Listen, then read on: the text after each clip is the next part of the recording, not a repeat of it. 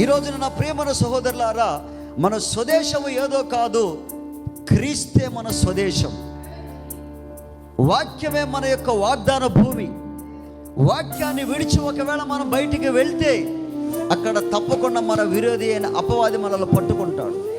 ఎందుకంటే శత్రువు అనగా అపవాది ఎవరి జీవితాన్ని నాశనం చేద్దాం, ఎవరి జీవితంలో కలతలు పెడదాం, ఏ కుటుంబంలో వివాదాలు పెడదాం, ఏ సంఘాన్ని పాడు చేద్దాం అని వాడు ఎప్పుడూ కూడా గర్జించు సింహంలాగా వెతుకుతూనే ఉన్నాడు, తిరుగుతూనే ఉన్నాడు ప్రియులారా. అయితే మనకు సురక్షితమైన ప్రదేశం ఏదో కాదు ప్రియులారా, వాక్యమే. వాక్యమే మన వాగ్దాన దేశం. వాక్యమే మనకి కోట. వాక్యమే మనకి రక్షణ. కాబట్టి వాక్యములో ఉన్నంత కాలం ప్రియులారా మనకి ఏమీ అవ్వదు. తిరిగి వాక్యములో వద్దామా?